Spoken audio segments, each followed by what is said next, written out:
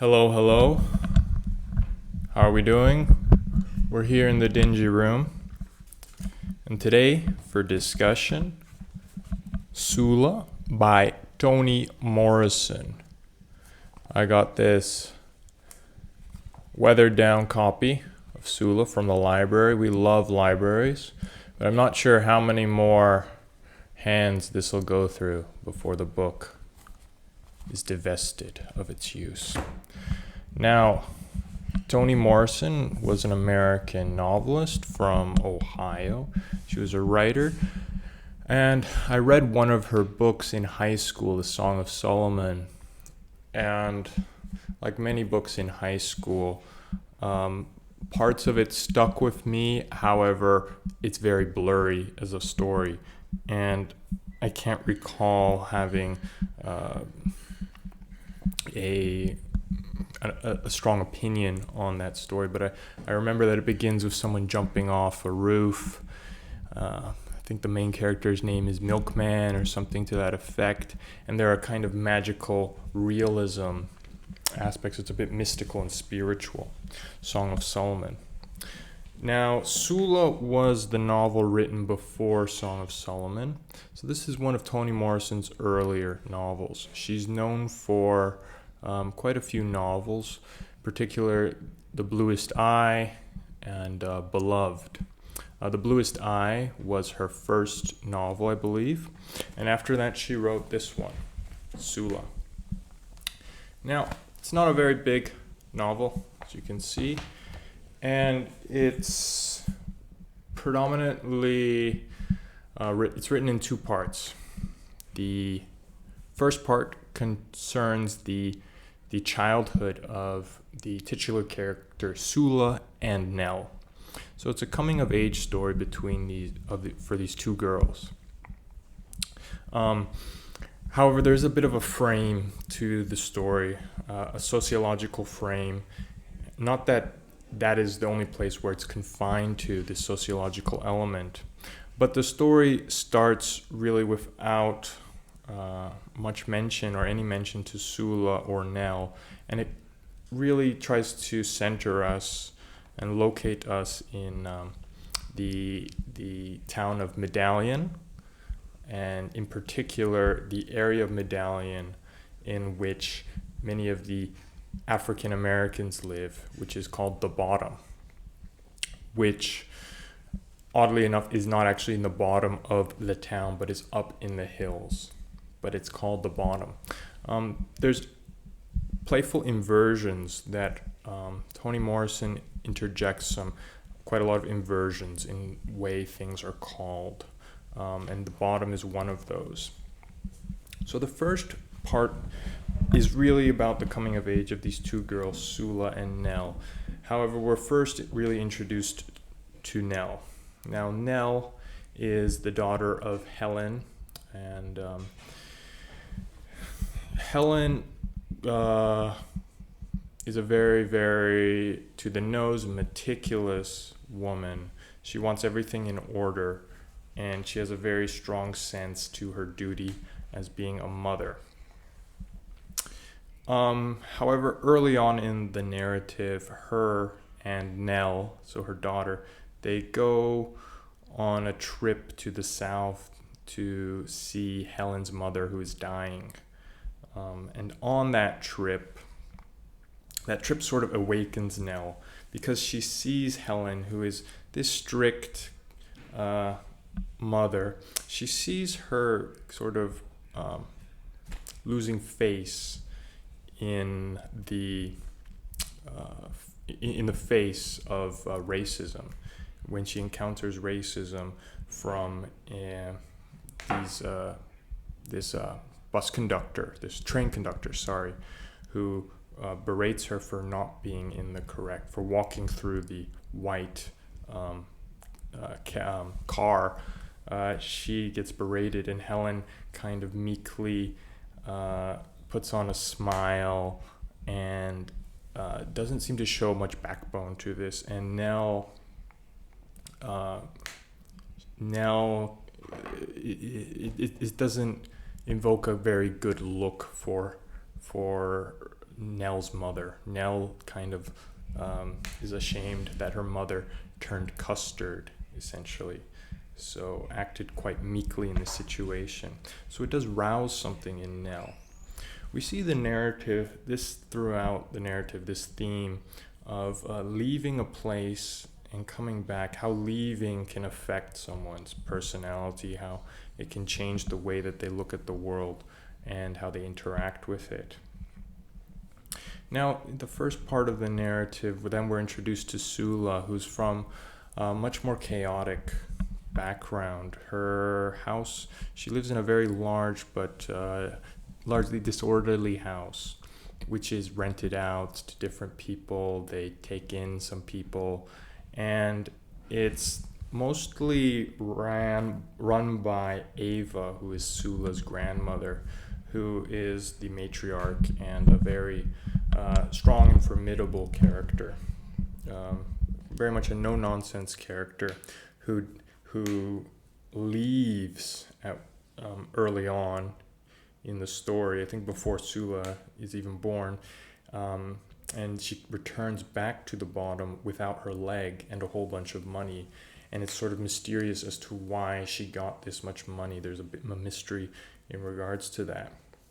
Now, Ava's daughter, so Sula's mother, is Hannah, and she's a woman whose husband dies quite early on. And because of that, she engages in a lot of promiscuous sex. She struggles to fill that void in her life, and she just sleeps with many men in the bottom. But the community doesn't seem to disparage her for that. This seems like a natural response to them. Now, that's the first part of the narrative, and there's other things that happen quite a lot. But the second part of the narrative concerns the characters of Nell and Sula when they're grown up. Essentially, Sula leaves the bottom and returns, and her return and her individuality, it comes at odds with the community of the bottom. Whereas Sula and Nell, from an early age, they seem to be tethered to each other. It seems to be implied that they really know each other, they understand each other, and they feel at ease with each other.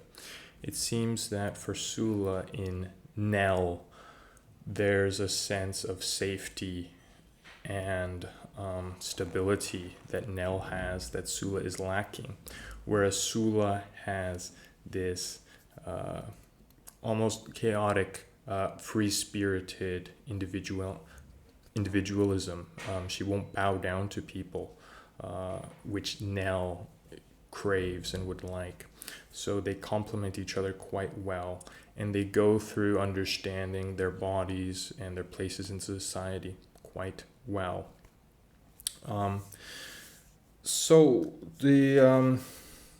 As I mentioned, there's a sociological frame within the story. We start off being placed in the bottom and understanding that the bottom, in the present tense, in which Morrison is talking about it, which is years later, when the narrative is finished, pretty much. So she starts from the end. Was a different place from when the narrative, in its chronological fashion, will begin. So what I mean by that is the story spans essentially the early 19th century, so about 1920s up until the 1960s. And the 20s are when Sula and Nell are quite young.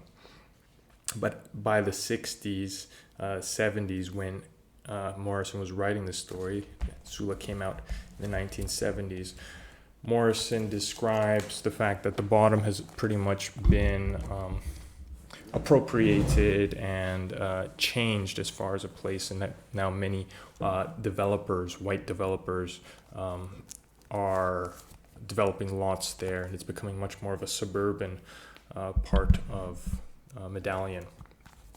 Whereas when it takes place in the story, in the 20s and 30s, 40s, that wasn't the case. It was predominantly just an African American community.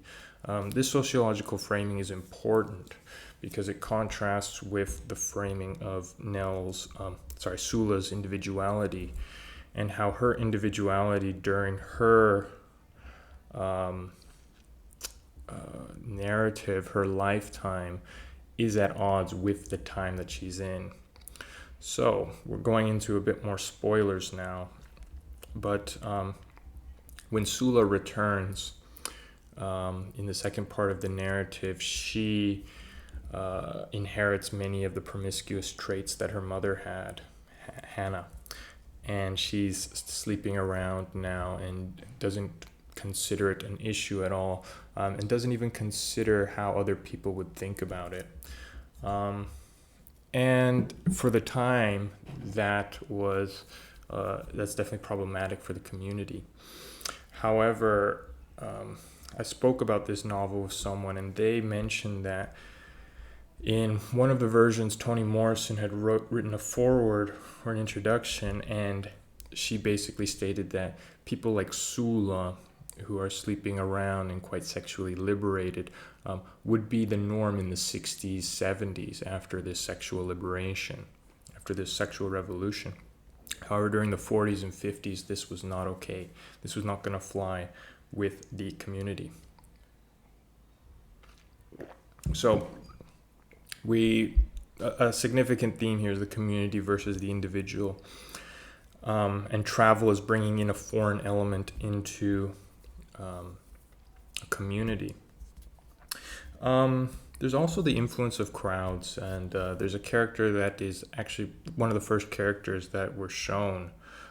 It's quite late in the video for me to mention him, but I have to mention this character. There's a character called Shadrach, who is he is a World War I veteran. He's the first character that we through whom we really become familiar with Medallion and the Bottom.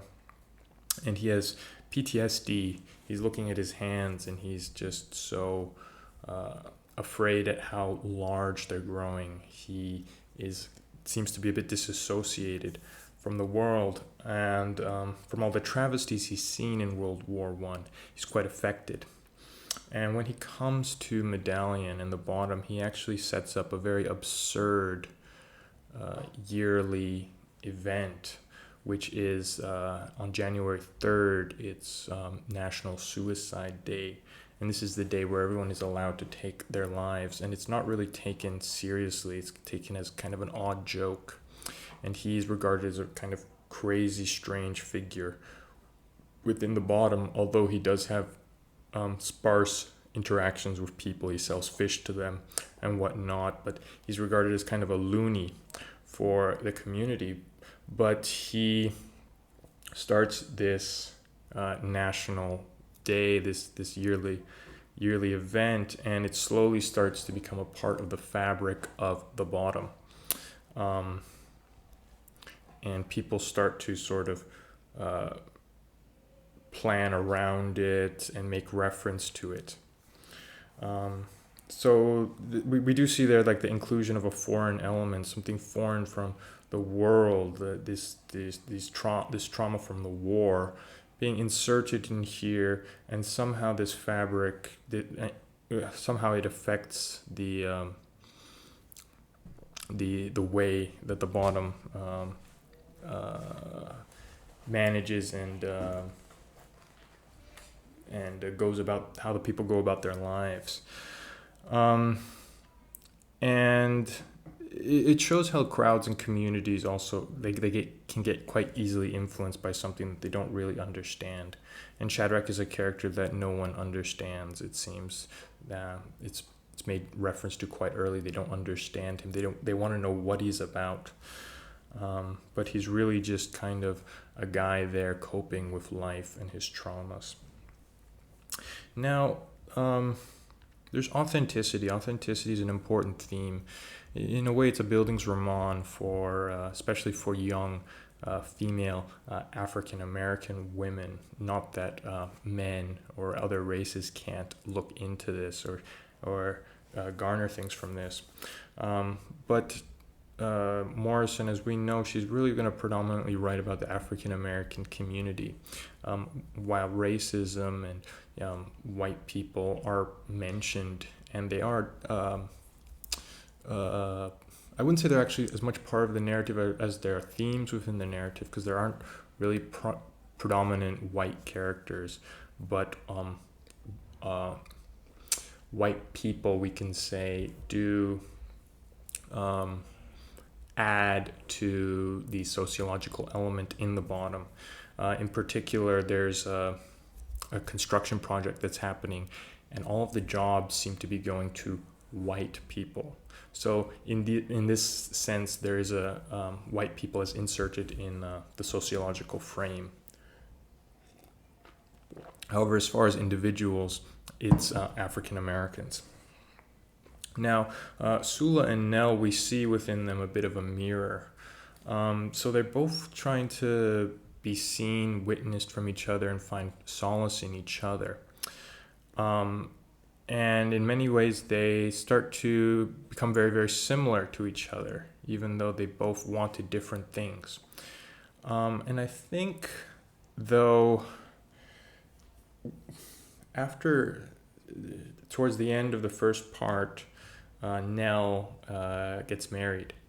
And she gets married to a man called Jude. And after the wedding, Sula leaves, and there's a time skip. Sula leaves for college, and it seems like she's traveling all around the East Coast, and she's kind of exploring herself. And she comes back, and she's very hypersexual, looking for meaning in that way. And she eventually this creates a problem, because she's sleeping with all kinds of men. And would you know it, she ends up sleeping with Nell's husband almost right away. Right after she meets them, Morrison makes it clear, there's not going to be that much tension other than in this paragraph, this little page. After that, they're having sex. So she's a homewrecker. She destroys essentially Nell's marriage. And Nell isn't really as mad as you would expect. She definitely is mad, but she more so wants answers from Sula. However, Sula, in her sense, she believed that Nell understood her quite well as an individual, and she knew that she assumed that Nell would know that she didn't do this to harm Nell, that she just did this because this is who she is. So there is the question of whether we can really truly be free and go about our impulses. Now, Sula is a tragic character in many ways, and I don't think she should be modeled on how we should live our lives, even though she does seem to live it to the fullest. But there's also the mention that she's inheriting many of these traits from her mother, essentially. Like Hannah had this trait in her, and Sula mirrors it as well. This hypersexuality. Not to get into a bit more spoilers, even more spoilers, there's quite an interesting scene, actually two scenes that happen in the beginning of this story that I think actually they create they're both a bit of a mirror, these two scenes, but they cast a shadow on the latter half of the book, and they emerge again at the end. And that's the scene first in the first part of the story, in which when Sula and Nell are one of these days where they're kind of basking in their newfound sexuality, and they're kind of what can I say? They're getting catcalled, but they like it, they enjoy it. And they're 12 years old, they're starting to develop as women. There's this young boy called Chicken Little, who descends from a hill, and he starts talking to them. He's just like talking to them. He wants to talk to them. And they're all right with him. They're like a little bit snarky, but they're not cruel to him. Especially Sula. Sula's not that cruel to him. She's nice to him. And they start playing, And Sula starts swinging him around in a circle, and she lets go of him, and he actually falls into the river and drowns. And it seems like there's no struggle. The water just kind of encloses him. It foams over, and he drowns. And Sula and Nell start to panic, but especially Sula. Nell doesn't panic as much. Nell kind of stands there stone-faced, and Sula tries to see.